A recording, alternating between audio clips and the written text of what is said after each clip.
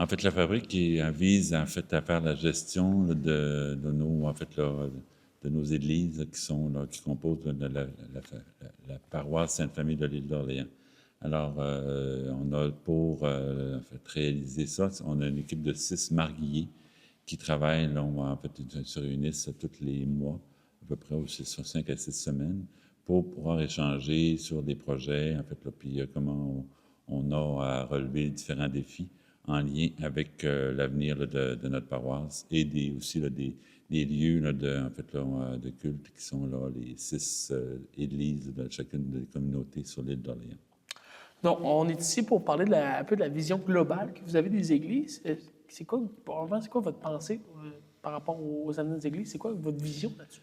En fait, les églises, on se le dit là, en fait, lors de nos assemblées, c'est que c'est des lieux qui appartiennent, qui ont été bâtis par les générations précédentes et en fait, là, qui ont un vécu là, à la fois là, communautaire et en fait, sacramentel là, pour les différents moments là, de la vie importante des gens.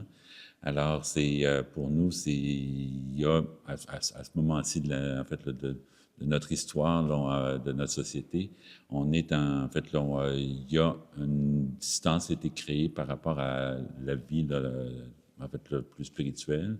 Alors, sauf on se dit que c'est une période qu'on vit différentes transitions. C'est que actuellement, c'est ce qu'on se dit, et compte tenu que ça appartient en fait, à la communauté, que la communauté se les réapproprie. Fait que c'est un petit peu notre désir à travers là, fait que bien sûr, on a l'idée de maintenir le culte en fait à l'intérieur de nos églises, mais de voir plus largement. Alors que nos églises puissent là, être des lieux où est-ce que les gens se rassemblent pour rencontres familiales, en fait, là, de participer à un concert, participer à une activité donc, plus culturelle par une exposition de peinture. On l'a réalisé là, à l'automne dernier, là, une exposition avec le regroupement bleu qui ont fait l'histoire, en fait, là, chaque artiste présentait une œuvre picturale sur le pont de l'île. Parce qu'on comprenait que le pont actuellement là, est une réalité là, en fait, là, le nouveau pont, mais en fait, c'était l'idée que chacun des artistes puisse faire une œuvre picturale sur l'ancien pont pour ne pas l'oublier. C'est qu'il y avait eu l'équivalent de plus de 20 artistes qui ont présenté leur œuvre ici, à l'intérieur de l'église de Saint-Pierre. C'est un exemple. Donc, si je comprends bien, c'est que l'Église garde son côté spirituel, mais qui puisse accueillir des gens qui peuvent fréquenter les lieux sans avoir le côté spirituel. C'est ça? Effectivement, en fait, nos lieux étaient déjà, là, pour certains, là, possible de les louer, mais en fait, là, certaines églises ont, en fait, là, une possibilité de faire en fait, des aménagements qui peuvent élargir cette polyvalence-là. Alors, en fait, on parle en fait, on a 6 CD, fait que c'est 6 réalités. Alors, c'est que dans ce contexte-là, c'est de voir comment le milieu aussi, faire participer nos citoyens de chacun des milieux à cette réflexion. Alors, déjà, il y a 2 milieux qui sont là, plus avancés au niveau de la réflexion. En fait, là, on parle de Sainte-Famille et de Saint-Pierre, qui ont fait, en fait, là, déjà des démarches auprès de la fabrique pour pouvoir, des fois, faire l'acquisition, des fois, c'est pour un partenariat plus serré, donc, par rapport à, fait que là, mettons, si on parle de l'Église de Sainte-Famille, on peut là, dire qu'on est dans une démarche sérieuse là, avec la Fondation François Lamy qui vise éventuellement une acquisition. On est en train de travailler à ce dossier-là avec eux. Ce n'est pas encore abouti, mais on veut faire aboutir le projet de façon assez en fait, dans un court terme là, pour pouvoir faire avancer. Ici à Saint-Pierre, c'est plus une association avec l'association bénévole par une location en fait, une location là, sur du long terme pour pouvoir réaliser un volet plus communautaire, savoir les services là, de la bio qui sont la distribution alimentaire, reprise de l'isolement. En fait, il y a différents services qui sont offerts à la bio. Alors, déjà, la distribution alimentaire se fait ici, mais ils veulent faire des cuisines collectives, ils font beaucoup de glanage sur l'île, ça fait qu'éventuellement, cette approche-là, en fait, d'avoir une capacité pour répondre à leurs besoins, en fait, là, le glanage amène beaucoup de produits alimentaires, mais qui ont besoin d'être conservés dans des espaces là, réfrigérés. En fait, là, puis la cuisine collective, c'est un objectif là, de transformer les légumes pour pouvoir faire en sorte de pouvoir les faire, là, les donner aux gens qui ont besoin d'aide là, au niveau là, alimentaire. Puis, une question qui me vient en tête tout de suite, là, vous parlez d'un projet avec l'Église de Sainte-Famille, c'est la Fondation François Lamy qui prendrait possession. Oui. Et voyez-vous des enjeux de patrimoine avec une prise de possession par un organisme, dans le fond, qui n'est pas du tout religieux? En fait, dans les discussions qu'on a avec la Fondation, peut-être, Jean-Marc, veux-tu intervenir? Ouais, ben, la Fondation François Lamy s'occupe déjà de la maison de Rouen, qui est une maison ancestrale qui date des années 1700. C'est eux autres qui sont occupés de la rénover et de la faire visiter. Fait que c'est déjà dans leur mandat de s'occuper des choses ancestrales de l'île, des monuments, notre patrimoine. Donc, on est déjà sûr un peu de garder ici, justement, l'essence derrière l'Église. La Fondation François Lamy veut acquérir l'Église pour la rendre disponible au public. C'est pas pour la changer, puis pour faire des modifications. C'est pour être capable de la faire visiter, d'être capable de, avec qu'est-ce qu'ils font déjà, une plus-value pour leur offre touristique à l'île. En fait, c'est aussi un complément. En fait, là, la Fondation est aussi désireuse de maintenir l'aspect en fait, là, du culte à l'intérieur de l'Église. Fait que dans les échanges qu'on a avec eux, en fait, l'aspect sacré en fait, du lieu est aussi là, important. Fait que la communauté continue à vivre les moments là, des célébrations de mariage, de baptême ou autres pour... en fait, là, ou même les célébrations dominicales, pour eux, c'est aussi là, important. Fait que dans notre démarche, en fait, là, de transfert là, en fait, là, de l'Église vers la Fondation Lamy, c'est vraiment dans cette optique-là de maintenir l'aspect, là, mais de l'ouvrir aussi. Donc, puis on note, pour nous, ça fait plein de sens que l'Église de Sainte-Famille puisse aller vers un organisme qui a plus de 40 ans d'histoire, qui a comme vocation là, en fait, là, de maintenir et de préserver le patrimoine en fait, culturel, le patrimoine religieux aussi, ça fait partie aussi de leurs enjeux. Fait que dans le contexte, pour nous, là, ce partenariat, il fait plein de sens. Puis c'est un petit peu aussi le milieu qui nous a approchés. Fait que c'est un petit peu cette démarche-là qu'on veut voir pour chacun des milieux. Je voulais parler de Saint-Pierre, qui, c'est avec l'association bénévole de l'île d'Orléans, c'est le milieu encore, et puis on trouve que ça fait beaucoup de sens que ce soit les services communautaires qui se vivent à l'intérieur en fait, là, de l'Église, qui, en fait, là, c'est aussi un aspect qui était là, porté par l'Église là, pendant plusieurs années, par les Saint-Vincent-de-Paul et autres. Là, en fait, là, il existe encore des Saint-Vincent-de-Paul dans certaines de nos paroisses, mais dans certaines de nos églises, pardon. Mais dans le contexte, en fait, là, c'est un plus aussi pour Saint-Pierre là, de voir que la bio peut s'y intéresser. Les autres milieux, on n'a pas encore de choses concrètes. Il y a des démarches qui ont été amorcées là, pour certains milieux, mais on est plus là, sur des hypothèses de départ. On est moins avancé là, que ces deux milieux-là. Mais ce qu'on souhaite, c'est de voir à ce que chacun des milieux puisse donner, en fait, là, s'approprier ces biens patrimoniaux-là qui ont un vécu, en fait, là, important dans leur communauté, puis qu'ils puissent aussi là, avancer dans une réflexion où est-ce que c'est un partenariat qui va peut-être aller vers une transfert de possession, peut-être pas non plus, en fait, là, mais dans le contexte actuel, on souhaite que les citoyens de chacune des communautés puissent, en fait, là, travailler à cette réappropriation, en fait, l'utilisation, un usage plus large de ces églises qui sont aussi propriété là, de la communauté. Puis là, vous avez parlé d'accès au public. Bon, l'île d'Orléans, il y a une réalité particulière, surtout l'été, beaucoup de touristes. Est-ce que c'est dans une optique de présenter un peu de touristique aussi, ou c'est simplement, vous parlez de communauté, vous parlez des gens qui habitent sur l'île? Ça dépend des églises. Il y a des églises, c'est plus touristique, qui s'apprêtent à plus aux touristes, tandis que d'autres églises, comme ici à Saint-Pierre, est une église plus récente. Bien, cette église-là, on veut la rendre disponible à la communauté. C'est des espaces, c'est des grands espaces qu'on a.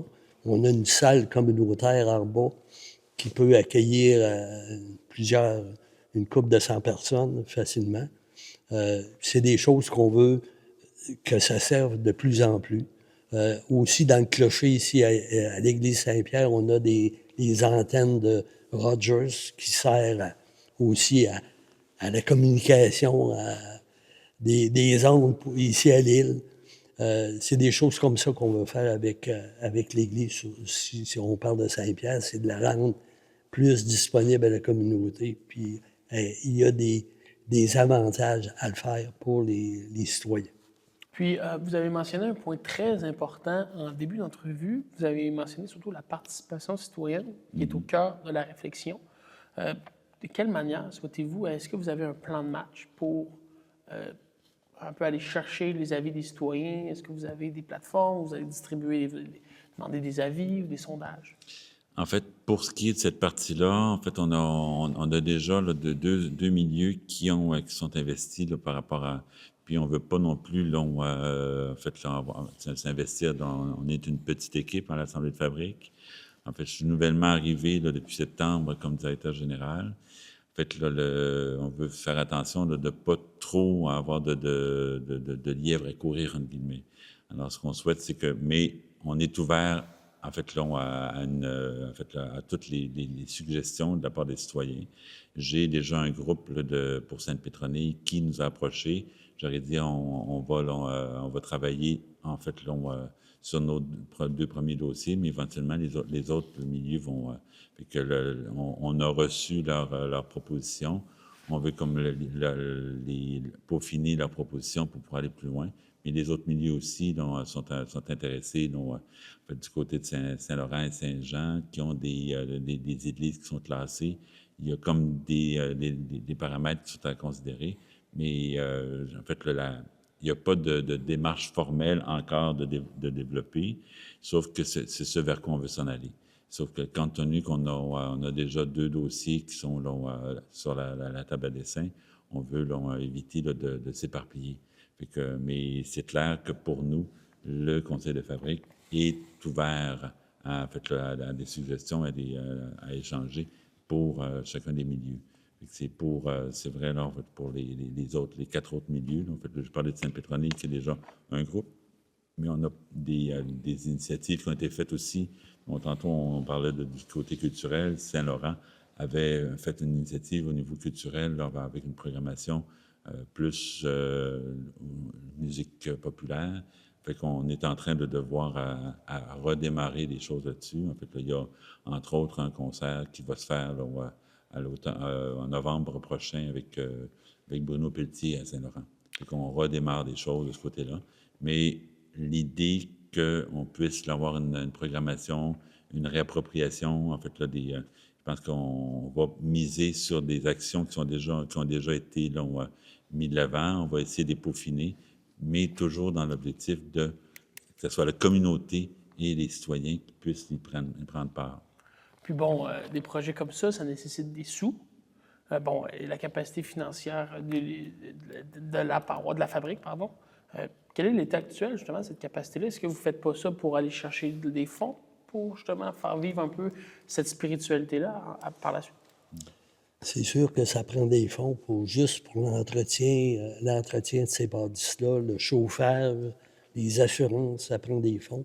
Puis on a besoin de la participation des citoyens pour nous aider à garder ces propriétés-là en bonnes conditions. Puis c'est pour ça qu'on veut que ça serve. On veut que les citoyens soient impliqués aussi, mais impliqués pas seulement monétairement. On veut que ça serve physiquement. On veut que ce soit des lieux de rencontre, des lieux qui vont servir soit au niveau sportif, il y a différentes choses qui peuvent qui peut être faite à l'intérieur de ces églises-là. Côté monétaire, ben c'est sûr qu'on a vendu des terrains, on a vendu des presbytères. Ça nous a rapporté un peu d'argent qui nous aide justement à financer nos projets, mais c'est loin d'être suffisant pour les besoins qu'on a actuellement pour garder ces propriétés-là. Puis comment vous allez la chercher, cet argent-là? Est-ce que c'est les gens qui donnent directement? Est-ce qu'il y a des activités bénéfices qui sont organisées? Comment ça? Nous, on a la capitation, qui est un revenu important pour la paroisse. Tous les citoyens de l'île sont invités à participer, à payer leur capitation pour nous aider justement à faire avancer ces projets-là. Le chauffage des 6 églises, là, on parle d'environ 90 000 Par année? par année pour chauffer les églises. Puis on ne les chauffe pas au degré qu'on aimerait les chauffer. Puis il y a les assurances aussi. Il faut rassurer ces bâtisses-là. Puis ça, c'est un montant important aussi. On parle d'une 60aine de mille dollars pour... Donc on parle de 150 000 assurance chauffage. On n'a même pas rentré personne. Puis on n'a rien fait encore. C'est juste, on ne les a pas entretenus encore. On a juste... Il n'y a pas eu d'employés non plus qui ont été payés pour travailler. Fait que les besoins sont importants au niveau de finances puis d'entrée d'argent aussi. Pour terminer, messieurs, qu'est-ce qui vous rend le plus optimiste envers l'avenir des églises, après tout ce que vous m'avez dit?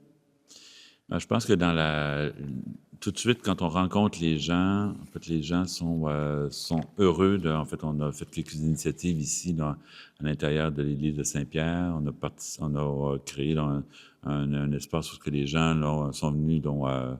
Puis quand ils rentrent dans l'église, le fait d'avoir d'aménager un lieu d'accueil, les gens sont heureux d'y rentrer. Fait que cette transition-là, en fait, là, nous dit, bon, OK, on est sur la bonne voie. Puis aussi les échanges qu'on a avec la Fondation François Lamy, avec la bio. En fait, là, il y a là des signes d'espoir par rapport à la vitalité et puis la pérennisation de ces lieux-là et à l'appropriation de la part des citoyens et citoyennes. Fait que dans le contexte, je pense que nos églises, en fait, là, on dit que c'est des lieux qui se célèbrent la vie d'une certaine manière sur un aspect sacré, mais à la fois, la vie, elle n'est pas uniquement, en fait, à travers nos célébrations, elle se vit aussi à travers les rencontres, des échanges qui sont plus, qui peuvent être de titre culturel ou artistique. Puis, c'est aussi ça qu'on célèbre à travers nos lieux. Fait que je pense que dans notre démarche à faire avancer notre communauté, parce que c'est aussi ça qu'on souhaite faire avoir, parce que de s'occuper de pierres uniquement, là, je pense que de travailler sur les pierres vivantes, entre guillemets, c'est ça qui forme là, en fait nos communautés. C'est pas des bâtisses qu'on veut là, sauvegarder pour sauvegarder des bâtisses. C'est des bâtisses qu'on veut sauvegarder pour ce qu'il se passe de la vie et que la communauté puisse grandir ensemble, puis bâtir quelque chose là, qui va assurer là, une plus grande cohésion, en fait, à travers un projet de société qu'on veut voir s'améliorer. Fait que l'île d'Orléans, c'est un joyau, d'une certaine manière, au niveau culturel, au niveau là, parce on l'appelle souvent le berceau de l'Amérique du Nord. Fait que les gens y viennent pour pouvoir, bien sûr, apprécier toute l'histoire et tout le vécu, le panorama, mais c'est aussi des gens qui y vivent. Fait que qu'on puisse faire en sorte que cette communauté-là puisse grandir, puisse évoluer, puis faire en sorte de pouvoir vivre des choses fortes ensemble, c'est important. Puis là, j'ouvre la porte d'une certaine manière à quelque chose qui s'en vient en 2029. On va fêter 350 ans d'existence. Éventuellement, ça pourrait peut-être être l'objet d'un autre reportage, ou est-ce qu'on pourrait éventuellement échanger là, sur cette histoire-là qu'on veut célébrer en 2029 avec l'ensemble des acteurs économiques, sociaux, politiques là, sur notre belle île qui est clairement une île qu'on veut partager puis qu'on veut rendre aussi toujours plus belle et pas juste au niveau, là, au niveau physique, mais au niveau aussi social. Cette société-là qui est appelée à être, qui est déjà très accueillante, mais qui est appelée aussi à se développer et à grandir. Très belle vision, messieurs. Merci beaucoup pour votre temps. Au plaisir. Au revoir.